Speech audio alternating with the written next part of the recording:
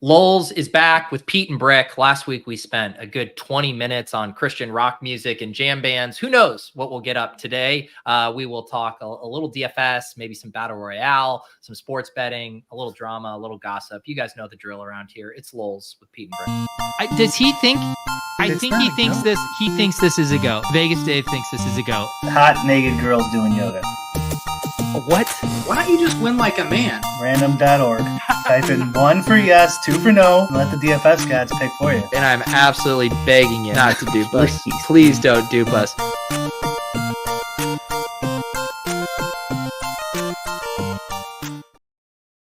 All right. Brian, you're fresh off a stream over there with Nerdy and Davis, rolling right into Lolz. How we doing today? Good. Just, I was chilling to some goose earlier. I should have checked them out after the show, and I still didn't. I'll put that to my to-do list. Actually, you're right. I gotta pop them on. After this, we'll pop on some goose. Yeah. I imagine it's guitar jam band. Yes. I believe you.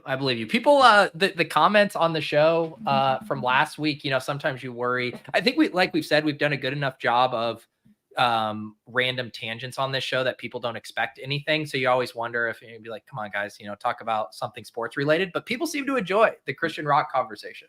Good. Yeah. Cause that's what they're going to get. That's what they're going to get. That's what we're going to pivot here hard. How is your week 3 DFS? Much better. No real shot. A lot of them, but I was profitable in the million, a couple other ones. Yeah. Nothing really that I had a realistic shot of. It seems like each week I've had I get like the nut stack, or not the nut stack, the nut players in the early. Yeah. Like I'll look at a lineup, how you scroll down and you're like, which one has the most player minutes remaining left? Yeah. That one has. So you scroll down and like, holy cow, I got 260 player minutes left. How is it? And then I would have, I can't remember who went off in the earlier ones this last week, but I had like 3 or 4 of them with a stack left. And it's been like 3 weeks in a row I've had this. And it was like Justin Herbert stack was 1 week. I think it was Minshew this week was the stack. I can't remember the third one, but it's just like, and I'm like, man, should I try to see if I could put a real team, real stack in this? No, I'm just gonna roll with what it has. Yeah. But are you feeling good about your process? Just got to keep rolling it out there. Yeah, I'm gonna keep rolling it out there. I'm not gonna do anything different. Yeah.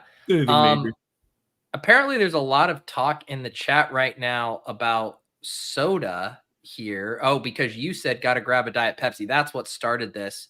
Consigliere says this is the most controversial brick take. Do you want to address your Diet Pepsi? We just talked about this on Davis's stream. Okay, then we don't need. I didn't know that. No. I mean, it's fine. They want an answer from you because I'm a Diet Pepsi guy, and Davis was highly offended. That does vaguely offend me. I'm a regular Coca-Cola guy if I do have one, which is like once every 3 months. Was the offensive part the diet part or the Pepsi part? The Pepsi part. If I was gonna have a regular sugar drink, I'd probably do Dr. Pepper. Yes, that was my go-to one. I have this like triggering memory of Diet Cokes growing up as a kid. So like my mom and all of her sisters loved Diet Coke. Like my dad, like when they would hang out. And so I would like walk into like the living room and my mom has 6 total brothers and sisters. 5 of them are sisters.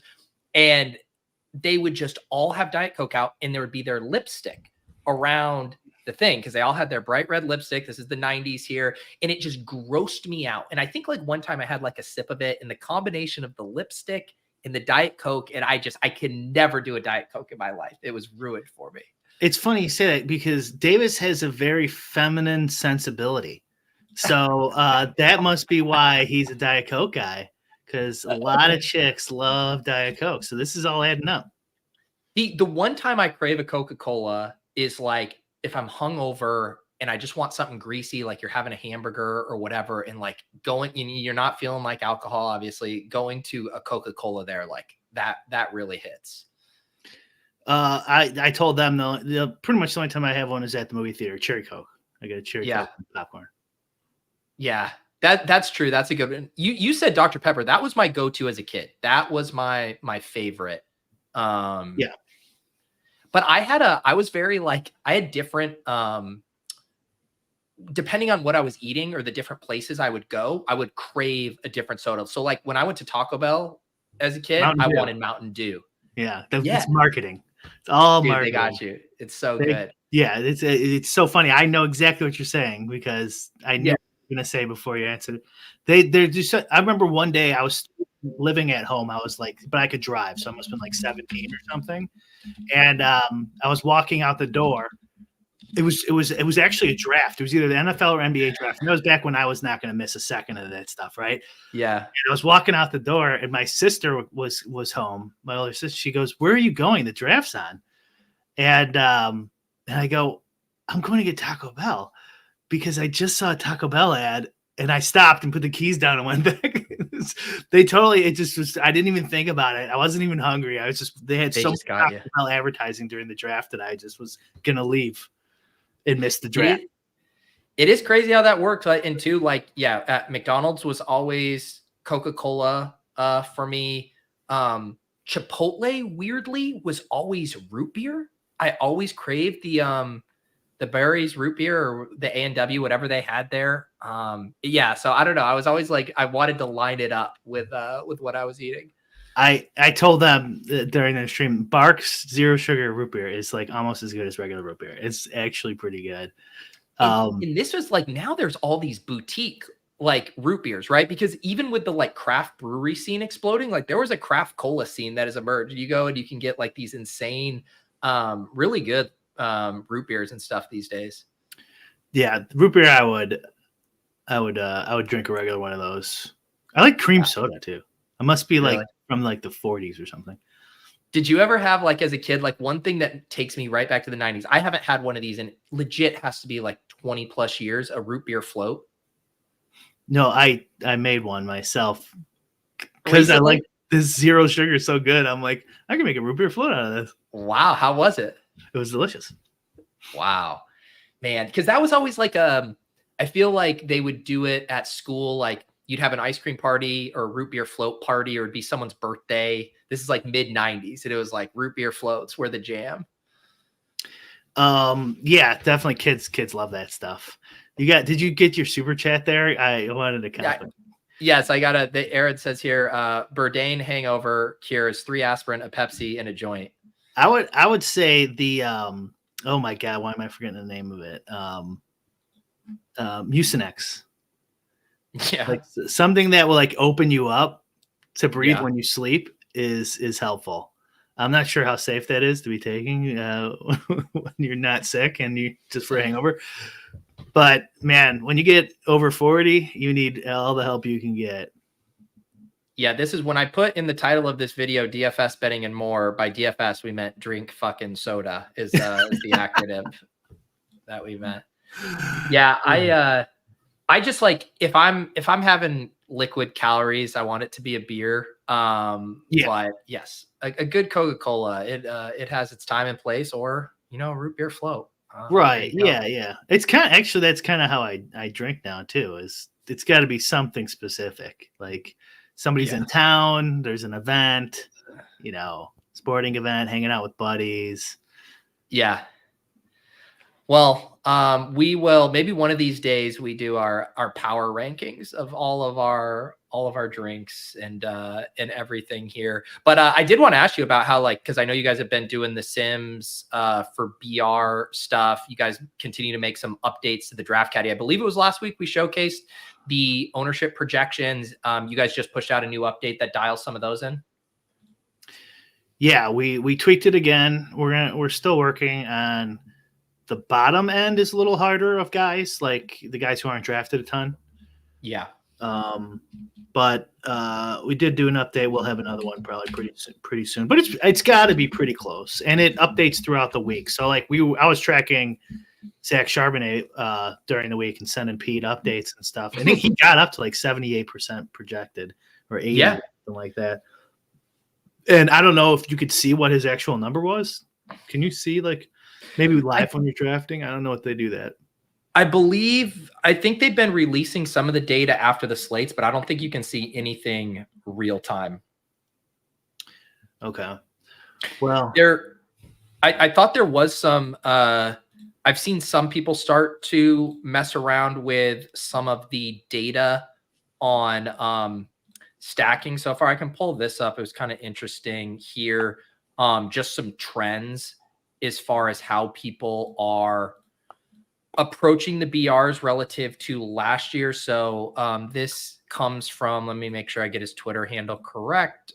Scott WDFS Plebe, Scott WDFS Plebeian. There we go. But he was comparing stack percentages from last season in week 1, and there weren't any huge shifts here as far as how the field was playing it. The QB unstacked percentage was 35 versus 36%. The QB plus a skinny stack went up a little bit from 51% to 53%. This is just comparing all of last season to week 1.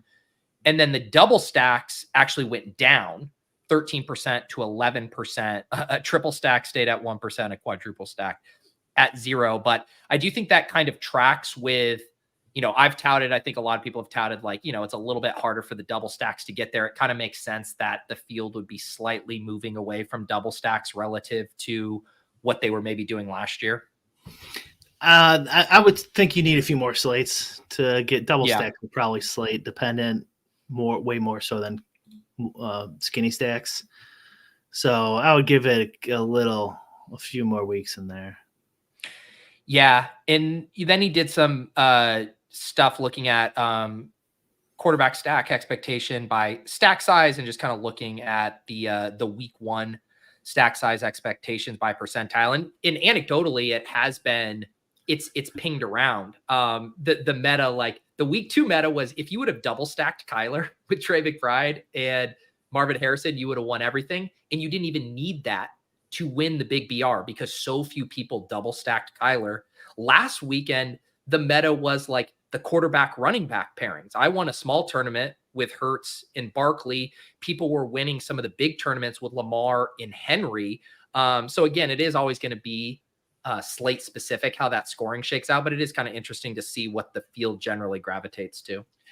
Dan's in chat here. He can give you the equilibrium numbers week by week, I'm sure, for that, which would be helpful. I don't know how helpful some of these numbers are, but instead of comparing last year to week 1, you compare it to what an equilibrium strategy would be. Yeah. And then you could see, what percentage of lineups should be double stacked theoretically. Mm-hmm. And then go from there. Yeah. Yeah. And it's interesting too, because you're looking at, because my intuition would be that double stacks might like increase maybe your caching, or maybe let's say like top 100 percentages, but it might hurt your like top 1 percentile or like top 5 finishing expectation, just because you do have to be so perfect in a 70,000 person battle royale. And it's harder to be perfect with a double stack. Yeah, I know. I really don't know the answer. Like I've gone back and forth in my head. That's why I'd like to see some numbers thrown into a sim to prove. Yeah. Like, I don't know, from DFS, I want to say, you can double stack. Yes. Well, and again, like I have just my bro science version of the double stack thing. And that is, I don't mind a double stack if like 2 of the pieces specifically aren't drafted 100%, like the expensive double stack where it's like one wide receiver is going round 1, the quarterback's going round 2, and the other wide receiver is going round 4, like a classic. I don't know what it'd be, like a CJ Stroud, Nico, and Diggs, where it's like, I just feel like not only do you need them to hit that super high outcome, but then there's going to be lots of other people in the field who have that, where I like loosen up. If both the wide receivers I'm double stacking aren't getting drafted in a lot of contests, then I start to be way more open to it. What about like this last week? Goddard, Barkley. Like, I think that's a fine stack because a tight end can get there with like 11 points and be in the winning lineup. And like, like, let's say he had, 4 catches for, 50 yards and a touchdown. Well, that's still a touchdown Hurts is going to have. Well, yeah. I mean, look at because I was tabbing through this because I'm gonna make my video this week for the Deposit Kingdom, and so I got first place in a small one with Hurts, Barkley, and Goddard, and Hurts had 10 points, but it didn't matter because it got me on Goddard and Barkley. Right. And I was curious looking at the main battle royale, and the team who got third here had or where was it? Was it fifth? It was down here. Let me find this. Sorry. Okay, here we go. This guy ended up getting fourth place with the same core as me, the Hurts, Barkley, and Goddard. So he was able to survive 11 points at quarterback because he just nailed every other piece. He had this Malik Neighbors, Amari Cooper correlation. Yeah. In that, I was gonna say, how did he lose? He has the nuts everywhere. Well, because he sacrificed 15 points to the Lamar Jackson team. And the Juwan Jennings explosion. Juwan had 41. Can you expand that? I just want to see if there's ownership under there. It just shows the the ADP in their pick number. Okay. But to your point, and again, like it is interesting to untangle this because also we are in a lower scoring meta, right? Where something like this is viable. Like there's only a few monster scores on a slate. And finding your way to 2 of them via a block of 3 players is maybe more viable than if the league was, as high scoring as it was, say, last year at times. Yeah. Yeah. But I mean, that is kind of an argument against what I was saying. Cause obviously the Hurts stack cost the guy, whatever, $50,000, $60,000. Yeah. There's also like, what if Jackson was taken already? I'm not saying maybe he wouldn't have been.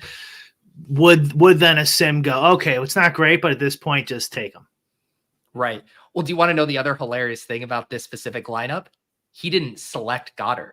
This little arrow here, he had Kittle. It auto swapped into Goddard. So his intention was to have Hurts and Barkley with no pass catcher, and then got swapped into the nut tight end on the week.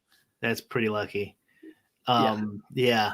And there's also too, like, let's say this sim was put in that position, but it could pick who do you want to replace Kittle. Yeah. My guess would be, well, given now what we're in this position, you take the correlated tight end piece. I would guess for sure. Yes, because Goddard was I got swapped to Goddard on a few of my BR teams. And it's actually been back-to-back weeks of this where there was like the tight end 5 or tight end 6 is ruled out. And the guy that a lot of people got default swapped to ended up being one of the highest scoring tight ends on the slate. So in week 2, it was Evan Ingram. And then I had a team get swapped to George Kittle. And George Kittle, who didn't always get drafted for whatever reason, was the smash. And then this week, a lot of the Kittle drafters got swapped to Goddard, who was like tight end 7. So not only were you getting a guy who wasn't 100% drafted, but you got auto swapped to him. But I do think you're right. I think on a Hurts team, I would want a pass catcher. That's why in the team that I hand built, I remember I got sniped on Devontae Smith in this draft, and I had already taken Barkley with Hurts. And I was like, okay, I would prefer Devontae Smith, but I'll still just tack on the tight end that I already have stacked with my quarterback. I mean, that all makes sense. I want to comment on this guy's the last comment. Yeah. He brings up a point where that I wanted to talk about. Yeah. I'm a bit behind, but Brian talking about Herbert stacks. They seem to be a one-way ticket to Dusttown. So, like, first of all, that was like 2 weeks ago. Like, we weren't, 100% sure, but kind of like the only no ball take I have like right now is it's more no DFS. Yes. Just because I played for so long, and I really don't have any evidence to back this up. But I think like right now is like a perfect time to take like buy low candidates, like guys who were projected well in best ball, etc., and aren't performing. It just seems like right around this time of year is when somebody goes off, wins someone $1 million. Everyone goes, yeah, well, of course, Trevor Lawrence to who was it last Christian year? Kirk. Christian Kirk or whatever Yeah. was going to go. Like eventually they were going to have a good game. We all were taking him in the 4th round or whatever, the 8th round. And it's usually around now through week 8 or something. Yeah. And Herbert, I mean, with Harbaugh in there and stuff like that. Yeah. But like we were kind of going through a list of players, and there's some who are like, I think, obvious, not buy low candidates, like Keenan Allen, maybe, because the Bears really aren't looking that good. He's hurt, etc. There might be some structural reasons why guys aren't getting carries, but there's a decent amount of guys who haven't performed yet. And now a Simbro would say, no, you just plug in the numbers and run the sim and then, and go from there. But I do think even Caleb Williams, maybe could be one, but I think don't be surprised if that happens in the next couple of weeks. And it might just happen because of randomness anyways, but that's what I think in the next few weeks, I'm going to be trying to bump up a few guys. Well, that's like probably the whole like push pull with projections right now, right? Where you're incorporating the new information of 3 weeks.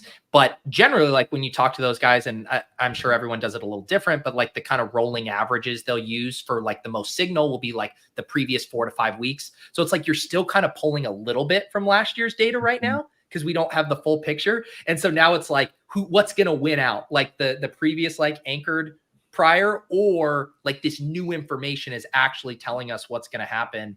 That's why a team like the Saints is so fun, right? Because they like drop 40 in their first 2 games, look like this completely reinvigorated offense. Then they have a dud. They're extremely run heavy in that game too. And now you're left wondering like, wait, is this like a new identity for this team, or do they actually want to run the ball a shit ton? It's like, it's hard to know which direction. That's a good point. And what you said about projections is totally true too. Like they don't know, they don't have this data. Like, of course they have it as well. And I think a big part of it's the spreads, right? Because all these projections, the good ones anyways, are going to take into Vegas into account. Yeah. And, do you know more than Vegas? Probably not. So, that's why I said there's like no evidence, but I'm telling you, it's going to happen. I don't know who it is. Here's some names, Pete. You tell me. I'm just going down. I just pulled up an old underdog CSV I had like from a month ago. Amon-Ra. Mm-hmm. Buy low or no? Would you think he's a buy low guy? Drake London. Yes, Drake London, I think is a buy low. I think I might be writing him up for something. I was looking at his stuff today. Davis disagrees with you. Brandon Ayuk. Then I'm really writing him up. Drake London must have a lot of masculine energy around him or something. Ayuk, DJ Moore. Yeah. Well, no one is going to want to play Ayuk after what happened last week. And yet his usage and utilization was still like really good. It was just Jawad with nuts. Has Purdy gone off yet? Purdy, well, last week, that was his best game with his most depleted weaponry. He had like 27 underdog points last week. Okay, that's pretty good. Laporta would be a good one. My comp for him has kind of just been like this year's George Kittle, where their offense has so many weapons that the floor is now so low for some of these guys, where he can't consolidate in the way he did last year with Jameson Williams emerging. They have an awesome running game. It's just like more of a musical chairs there. Did London have two good games? Travis almost won the Millie last week, by the way. But after your comment, now I'm glad you lost. So let's see. I mean, people have not been jamming Drake London. Yeah, he said he was 6 for 54 in a tutty, 6 for 67 in a tutty. But I guess to your point, Brian, like his ADP on underdog this week is 34.8. Like he's not getting drafted in all of these contests. Like I think people are a little disappointed on the whole with the Falcons offense. Like people were expecting more with Kirk Cousins this year, and everyone's just like, Kyle Pitts burns me. Bijan keeps getting usage, but hasn't dropped like a 30 ball. Like everyone's just kind of Travis Etienne. So I think that one's a doubly good one. specifically this That's week. funny. That was Davis's least favorite one. I love. I'm just gonna contratrade Davis. Well, so there's two things. Tank Bigsby is banged up right now, and they also are playing this. Have a pretty good matchup here this week. So I just think kind of like from a volume perspective, and he's not getting drafted a lot this week. Let's see here. I mean, these guys were all like very highly picked in underdogs. This one, see, this is like a not good one, right? Mark Andrews, from my understanding, is because of likely. He's just not getting the playing time. Yeah, I think there's something else going on there with recovering from surgery. You had the car crash. Like, I mean, you don't have a guy who's that involved run 6 routes was what he ran last week. I feel like that's one you need to see the usage uptick before you chase it. Keenan Allen, I don't think they're either. I actually like Keenan this week. You do? Okay. Yeah. Maybe I like all the Bears wide receivers. I think they're all really good BR plays. Nice matchup, not getting drafted. I mean, Keenan week 1, before he got hurt, I think he had 11 targets. I think he's actually a really good one to go back to this week. I'm falling for my own trap is like, cause their offensive line's so bad, but it's like part of this is like everyone knows these things. You kind of just need the aberration game where they stink in this area, but then they go off, they get lucky, something happens because you're trying to get lucky. So that's a good point. How about White as another one because Irving probably now not a little banged up. Worthy. How about Worthy? See, Worthy's a tough one where of course Davis likes him. Oh, of course, Davis is just bag defending. At least he's now out of that territory of getting regularly drafted, right? Like he's kind of bottomed out this week because he's at wide receiver 34, ADP of 35.8. This is definitely the cheapest he's been, since like week 2 and week 3. He was a lot more expensive. So now at least I don't mind taking the flyer on him, but his usage is just pretty low. Where it's like it really is hard, I think, in the Battle Royale specifically, because I don't even know what his salary is on DraftKings. Someone can tell me, but it's like you are passing on like the Keenan Allens and the Drake Londons who are going to get like 8+ targets to take Xavier Worthy and just hope that he turns one of his like 4 touches into a touchdown. And I'd be way more willing to chase that with 9 spots on DK than I am with just 6, where you can get low ownership and targets. I think it's just probably too thin in the 6-mans. He, but generally speaking, he's definitely an underperformed candidate who could be a buy low guy. Generally speaking, I would say. Yeah. What about Christian Watson? That one just feels so. Christian Watson is like Xavier Worthy if he had a backup quarterback that wasn't Patrick Mahomes. Like that's kind of where we're at with Christian Watson right now. If Jordan Love's plays this week, I think you can put him on the GPP menu. Okay. Brian Thomas. Man. That offense just seems so broken. But if I were to go to a Jags wide receiver, I do think it would be Brian Thomas. JSN. Did he have a good week yet? He had a monster week 2 and then just a hope. Yeah, leave him alone then. That doesn't count. Let's see here. Yeah. Brian just tossed out a name and I give my snap take. I've been saying there should be a good start sit show. Someone should do a start shit. Yeah, although I guess Davis does now too. He kind of. It sounds like Davis and I should do a start shit show because we would just argue about every single one. That'd be good content. Yeah. Zamir White. Man, too soon. No, I went to Zamir White last week. He was one of the gems I put in my Deposit Kingdom video. And he's losing goal line work to Alexander Madison. And so now he's completely game script dependent. You basically need the Raiders to be up 14 points for Zamir White to hit. I don't know. I think that's about good enough. Start shit. That actually would be a good name. Start shit. Or shit. Start them or shit them. The most underrated is, of course, Diet Pepsi. Caffeine free. Are you on the payroll for Big Pepsi? If they want to sponsor Lolz, they're more than welcome. I know we have never had an official sponsor for Lolz. There was one that like the first year I did like some stuff with Run the Sims. I told Justin that we would put the branding up on here, but we've never had a presenting sponsor. I don't even know what would be our ideal sponsor. It probably would be something not like fantasy affiliated. We would need an outside of fantasy sponsor. Yeah, why not? I think the problem is we've had many sponsorship offers. Yes. For like $10 for 18 live reads in the middle of the show. Like, no, we're not doing that. But it just like it doesn't even work too. Like even with say, okay, a sim product, right? And then it's like, okay, what are we gonna do? Like have 10 minutes a week that takes away from our Christian rock and soda conversation to run the Sims on a site. Mm-hmm. Yeah, it's not organic.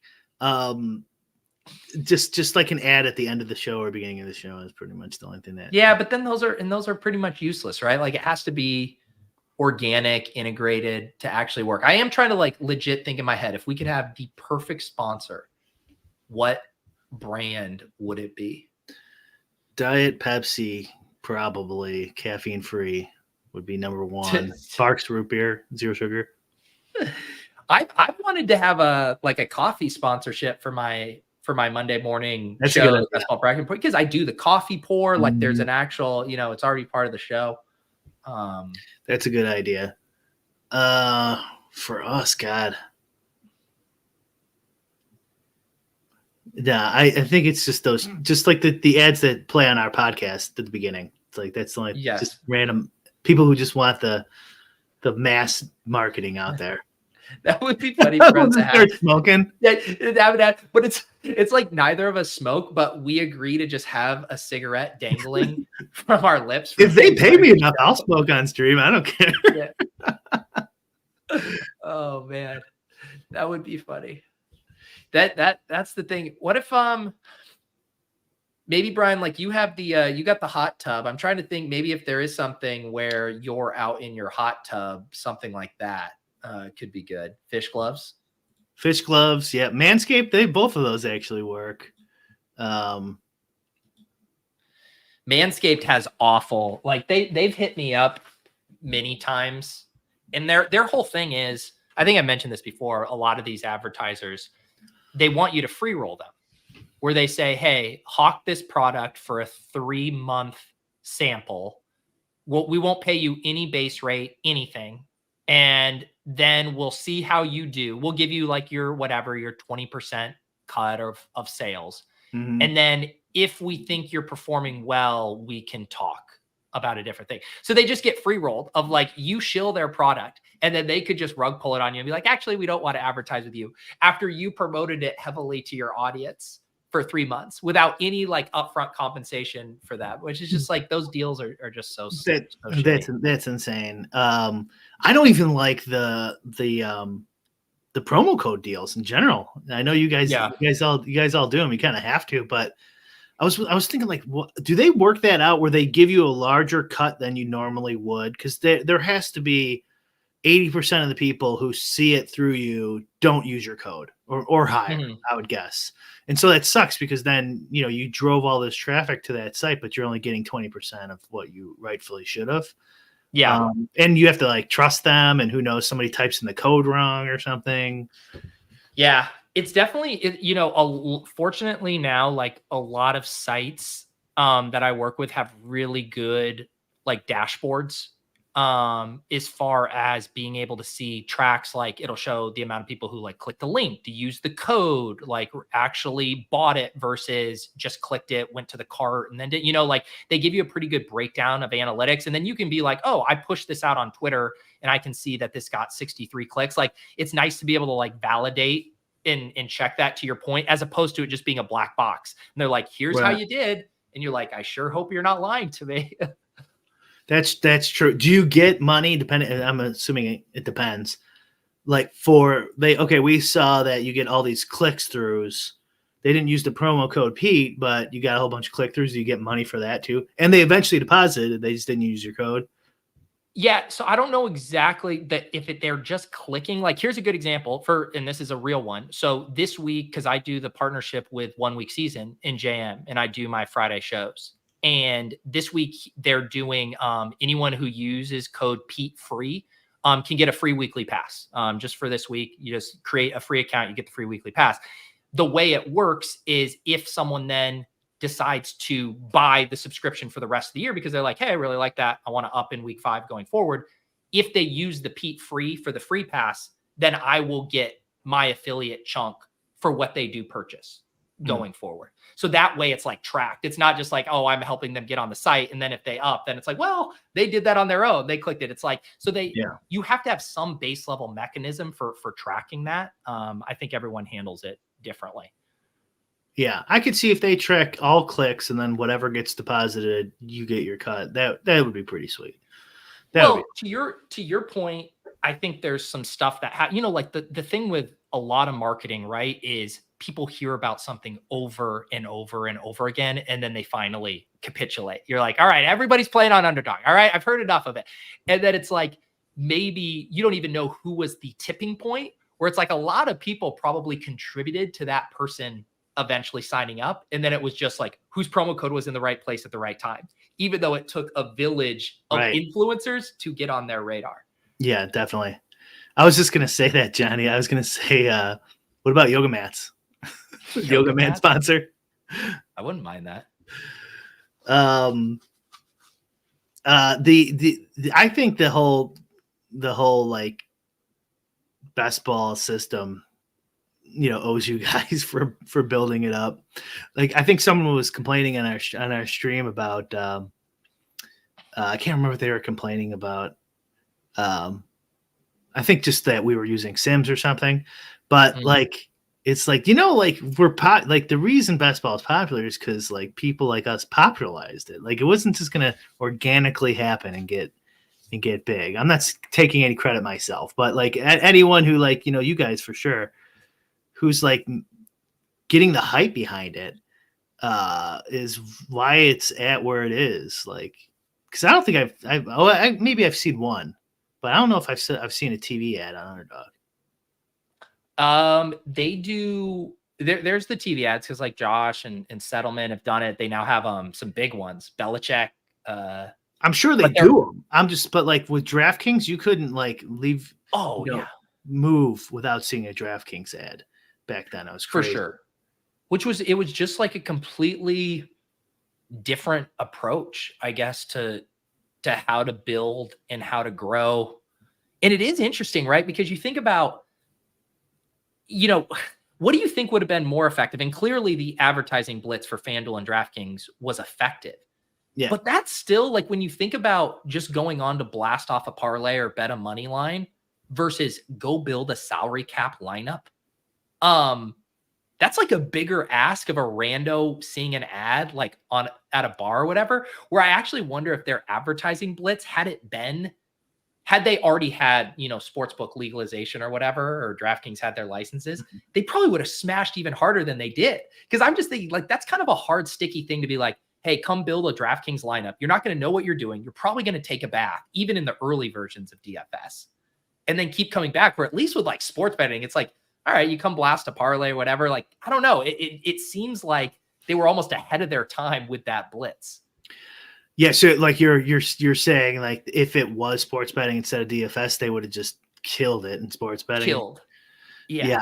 That I imagine they're not doing that now because they could still do it now. Although media landscape has changed, even though that was 2015 or whatever. Like a lot of people are not even watching TV at all. But I think the reason they won't do that is I don't think they want the eyeballs on them. Right. With sports betting and the kind of stigma and everything. Right. That the kind of the UEJA carve out was way more of a shield from anything going wrong than it is with sports betting, where there's still so much influx. Yeah. And what are you going to do? Like people, especially back then, like people are like, oh, it's addictive. It's like fantasy football. It's like fantasy football, dude. Calm down. Just let them play fantasy football. Like no one, you're not going to get the public outcry over fantasy football. Now it's a little different since people are more familiar with DFS and stuff. But back then, like they couldn't get in like super big regulatory trouble until Ethan Gate, anyways. Just based on stigma of fantasy football, no one cares. But sports betting, if you do that ad blitz now with sports betting, you're going to get inquiries. And then if things go sour, they'll be like, well, you did that right after this ad blitz is when the suicides went up. And so you're directly responsible. You could get in big trouble. Yeah, no, you're right. And then it creates just such a weird tightrope walk, right? Because wrestling for market share is still huge right now. And so how do you like Underdog right now, they are doing just tons of promo blitzes as far as like the boosts and all of that. Yeah. FanDuel was downloaded more in the App Store than DraftKings, FanDuel Sportsbook. I saw that the rankings of those, and I think both Prize Picks and Underdog were like top 10 too, but FanDuel over DraftKings. That's crazy. Is that because that's the international, right? Is what's largely driving that? I guess a good point. I didn't look into it one iota, but I was just shocked. I'm like, wow, really? Good. Well, good for them. Yeah. Yeah. Yeah. More people you get on that list, the better for all of us. Yeah. Yeah. It's but on the best ball stuff, I mean, Jordan's saying too that they caught seasonal fantasy football pros at its peak. I still think even like redraft stuff is even bigger now than it was then. Just like the entire space, I think has really grown. I would agree with that. Yeah, I think, in the 90s and early 2000s, like you were still a dork if you played fantasy football. Like, I mean, I know we're all dorks still, but like it was really not that popular, even with like bros who love sports, Yeah. I would say even being like a super fan was not that popular back then in the 90s. So like that kind of changed where then everyone became okay with being like a super fan. And then I don't know what year, but yeah, probably around in the 2010s or whatever, there was a lot more fantasy players than there were before. Yeah. But now everyone and their mother plays.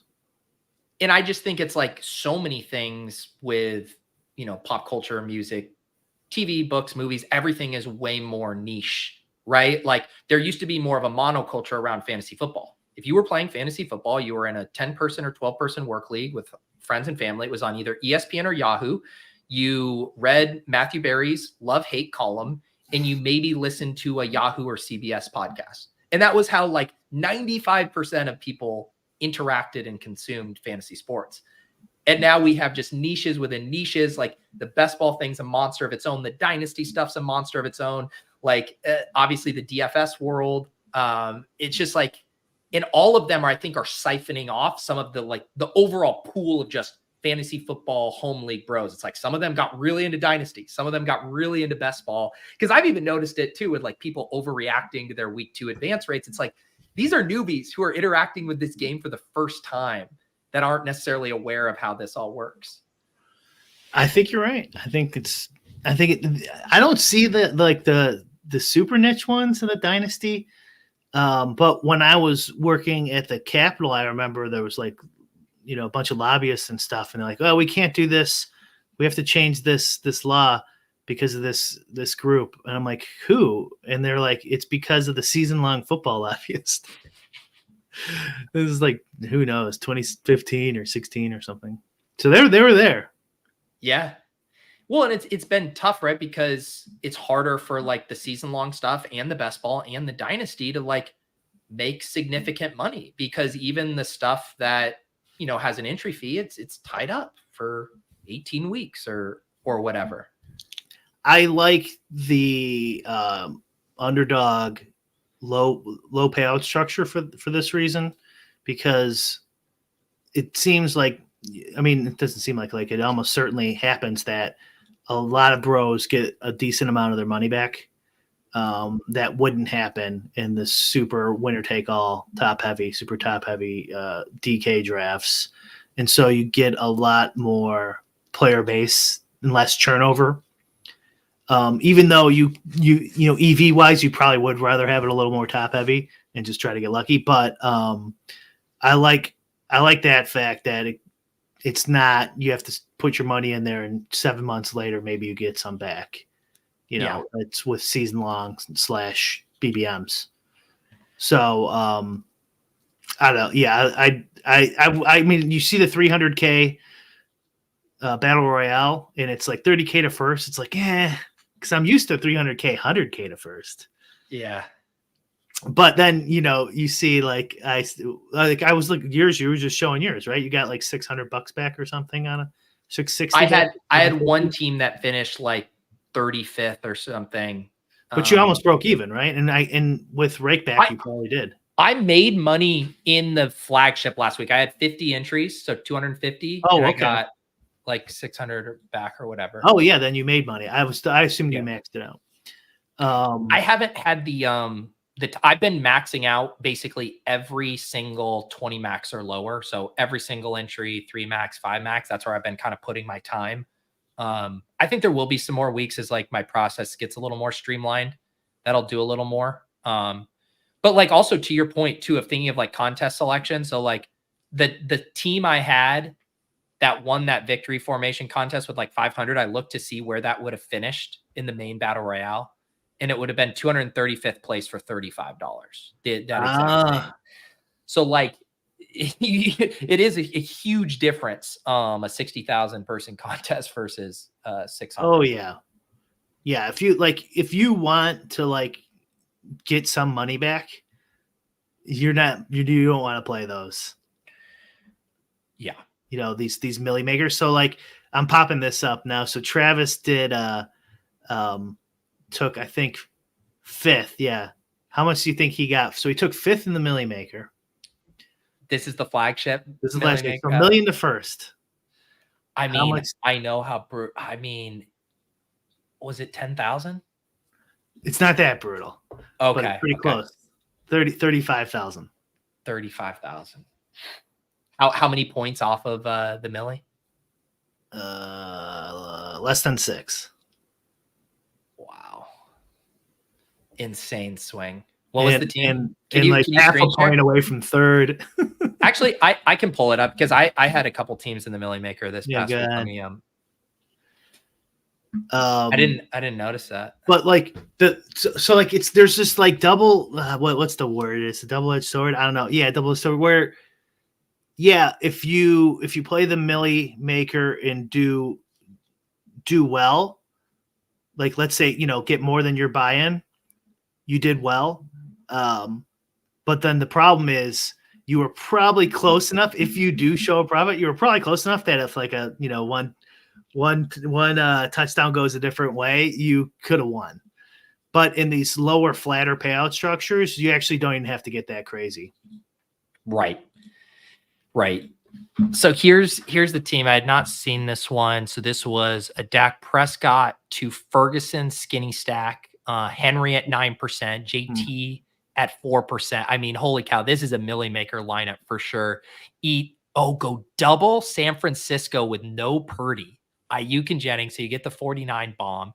You get Jennings at 7.3%, Kyron Williams at 2.8%.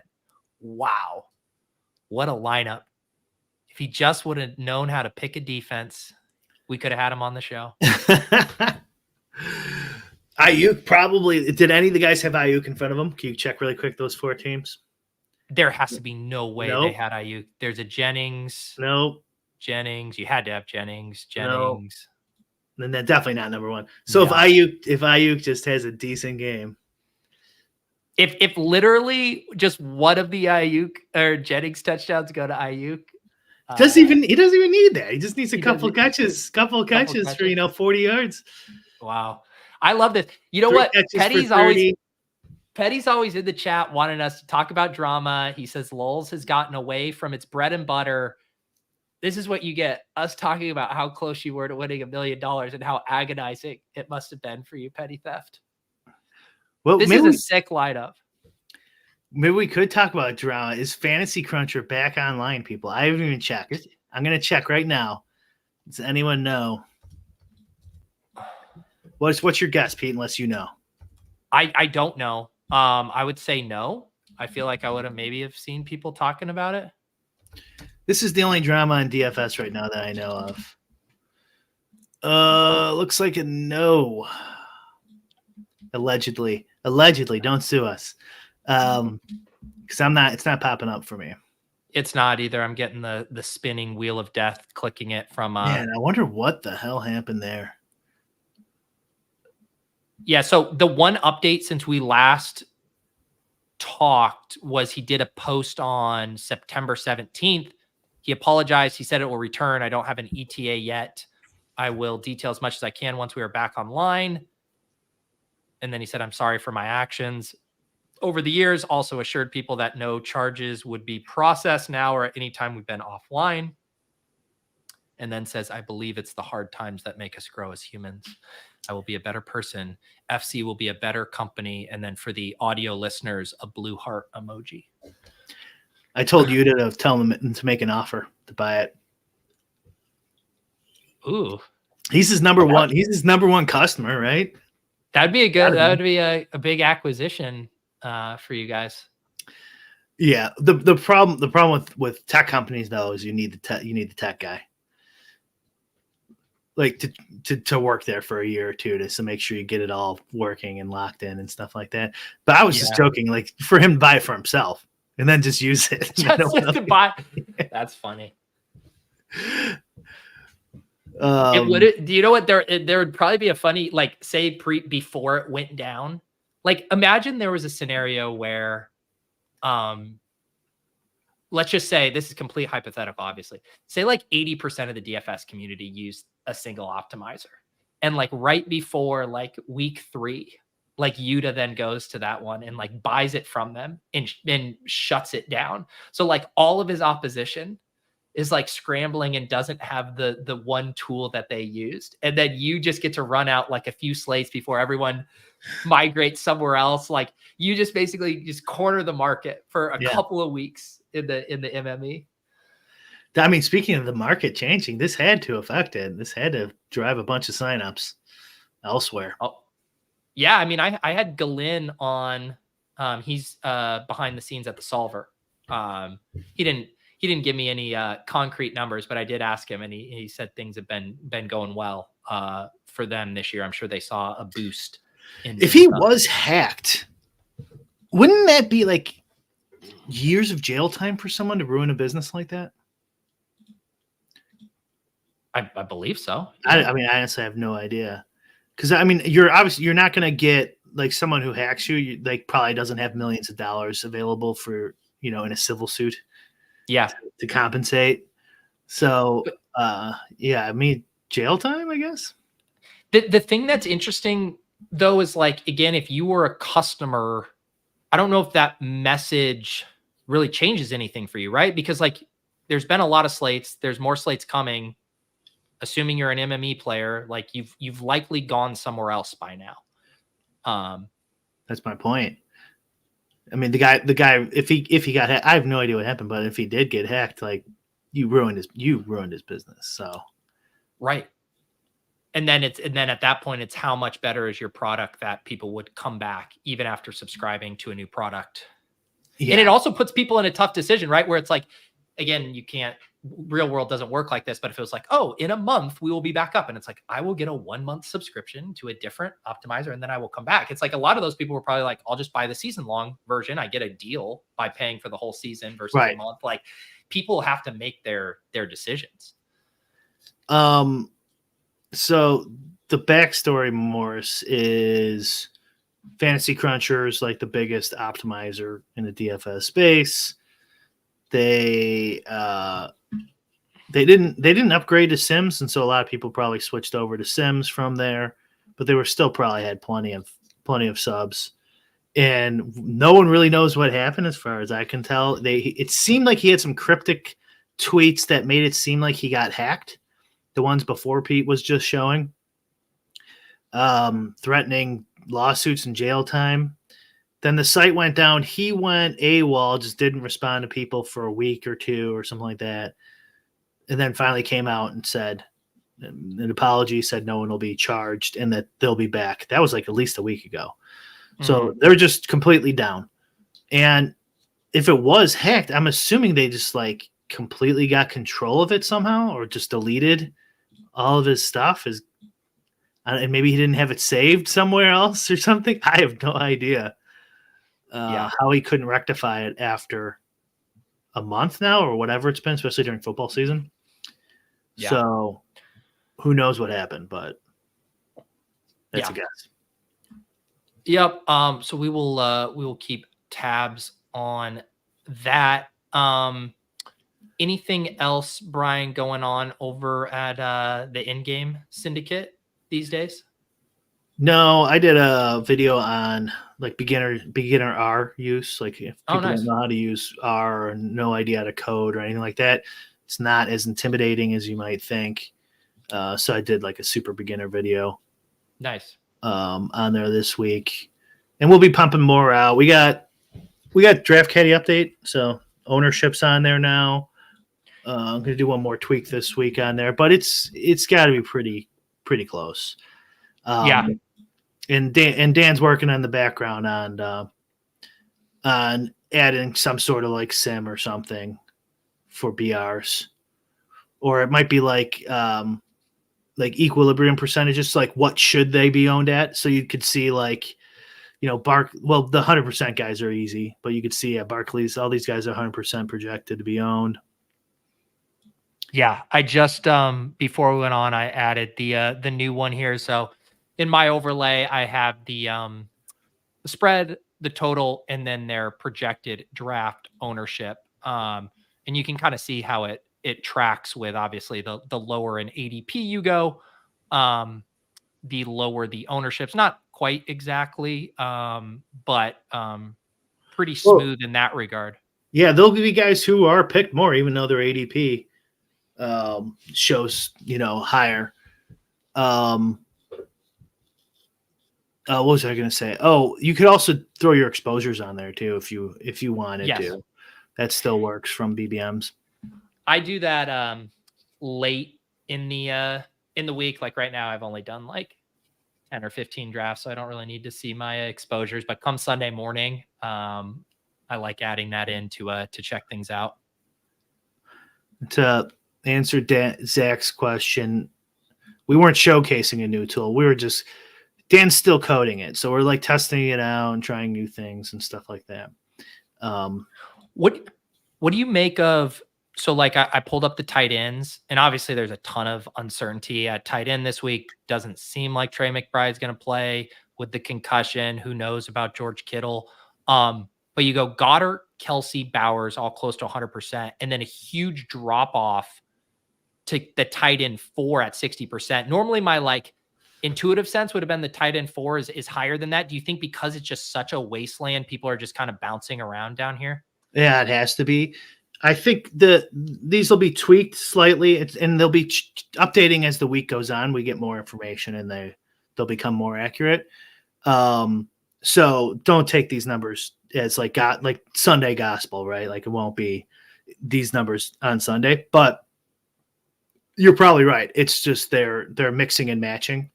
So like if you think about it, Pete, right? There's only generally 6, maybe 6.5, 6.75 tight ends taken per draft. Yes. No, so most people don't want it. Sometimes the auto bros will accidentally take 2 tight ends, but most manual drafters have zero interest in doubling up at tight end right now. I think we did one double tight end when we were drafting today. The Sims told us to, but really? How many? Can you scroll up? How many 100s are there? 2?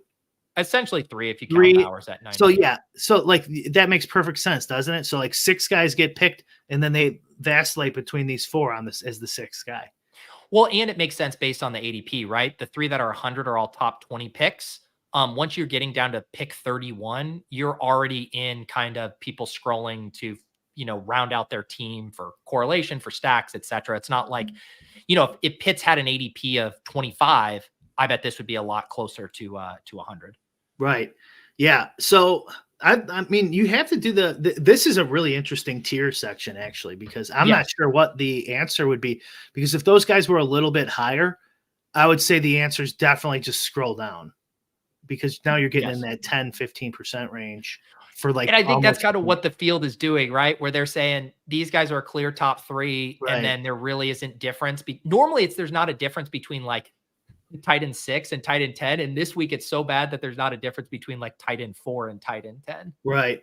Yeah, and that they're mixing and matching is not a good sign, because that's pretty smart. That's exactly what you should do right there. And that, but be like 50-50, Yeah. slightly changes. So like if Cole Kmet was like 20% owned or something, that would be like, oh great, here we go. Mm-hmm. But that's they have like a perfect mixed strategy right there. And then you got the scroll down candidates. Right. And it looks like the cutoff here. So you go from tight end 7 to tight end 8 and below, right? So you go from like 57, 42, 53 down to 15, 9, 4, 6. So that's the big jump after tight end 7, where you're actually getting the pretty big ownership cutoff. Right. Right. And I've not looked at the projections, but I imagine they're probably pretty close right there. Who? Just those kind of 4 guys right there that are projected about. No, the Zach Ertz. Oh yeah. Conklin, Schultz. Yeah. I imagine they're pretty close. Yes. Yeah. Yeah. So you could kind of mix and match there too. For sure. But but my point being, like, I'm not sure with the distribution of this ownership that it's worth it to go below those 4 50% owned guys. Mm-hmm. It might be. I'm not, but that's kind of where I'm leaning. Like when I would typically look at this, my snap take would be to mix in the top 3, try to have an underweight position on 4, 5, 6, and 7, and then mix and match 8 through 12. Okay. I was saying mix and match 4, 5, 6. Yeah. Because they're still only half in half the field. So one thing that's so tricky about 5 is McBride, right? And yeah, obviously, if he doesn't play, you're going to get a swap. But because you can't do individual swaps, you can't really balance your swap stuff. So you basically, if you're going hard on McBride, you have to be okay with whoever's like the tight end. Like say Kittle ends up being out too, and it's like you're going to end up with a ton of Zach Ertz because he's going to be like the default auto swap. And then it's like, do I end up wanting to have like 35% Zach Ertz? That's another question we probably could answer too with Sims, is that Q tag, the Q tag list that you make on Sundays. So like Zach Ertz, let's say Zach Ertz is the obvious number 1 there. Okay, now that he's out, we know Kittle's in 56% of the drafts, right? So if he's in 50% of the 6% of the drafts, that means Zach Ertz is now in 56% plus his 15 drafted. So he's in like 75%. Is it worth it to keep Zach Ertz your number 1 tight end replacement at a 75% ownership clip? Right.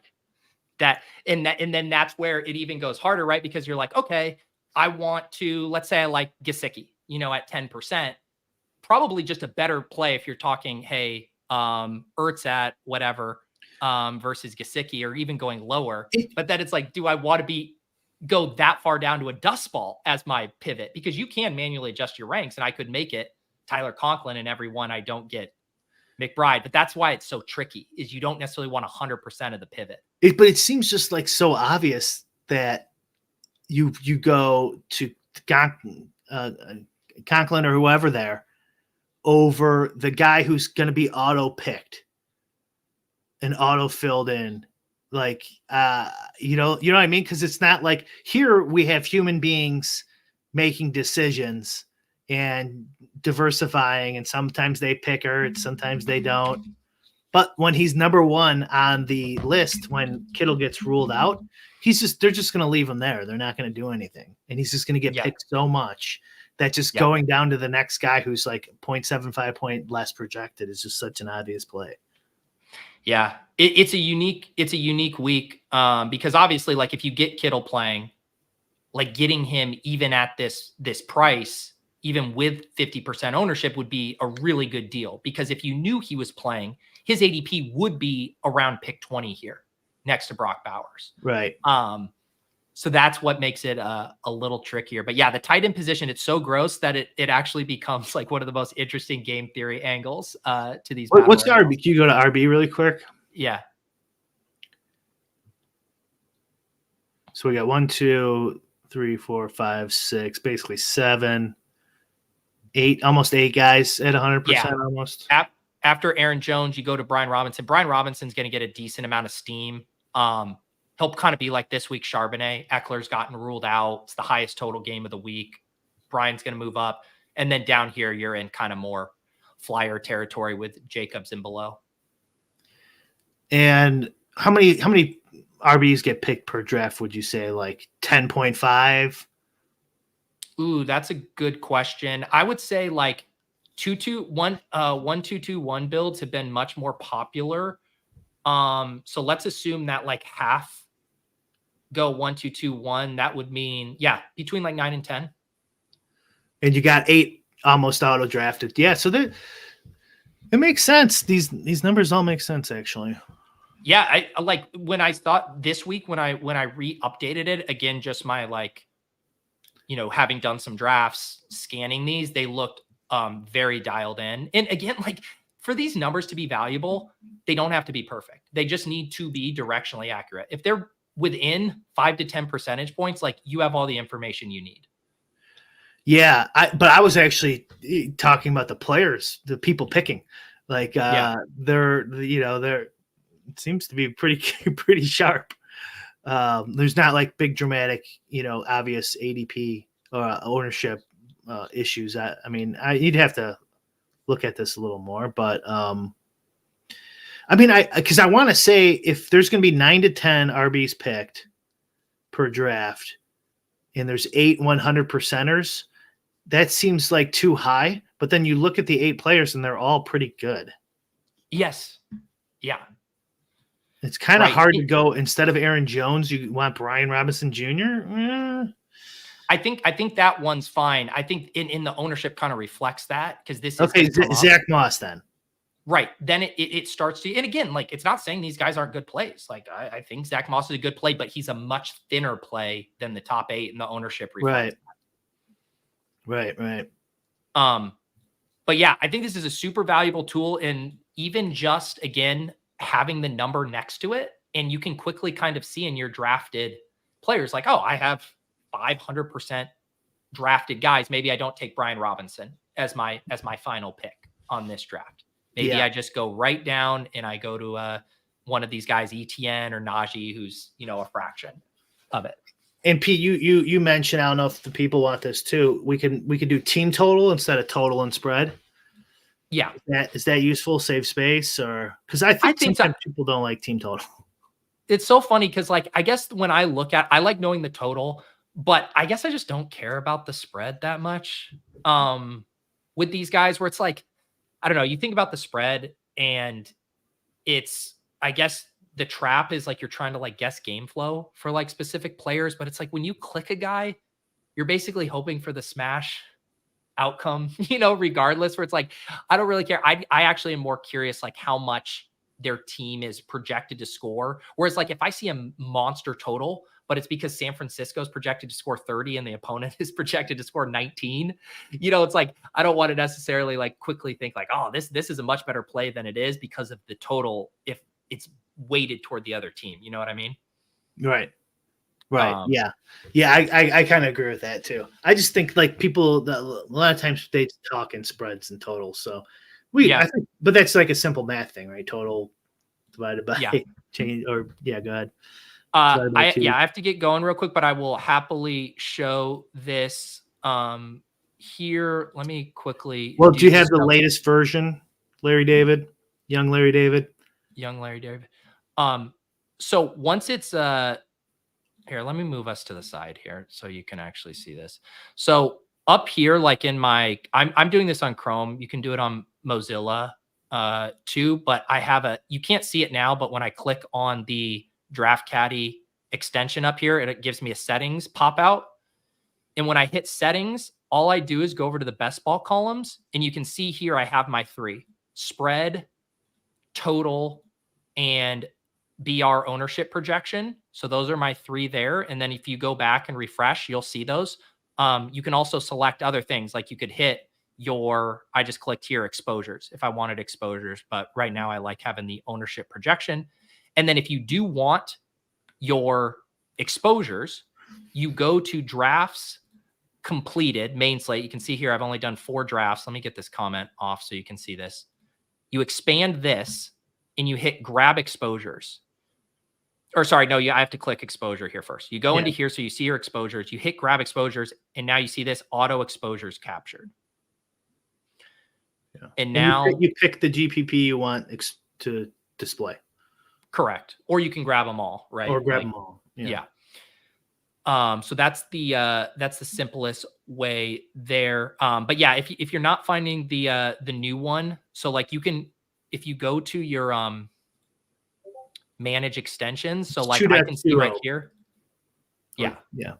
So I have Draft Caddy 2.22 here. And if you go to brick75.com and you go to the Draft Caddy, you can see the latest version 2.22 here. Mozilla Auto does everything.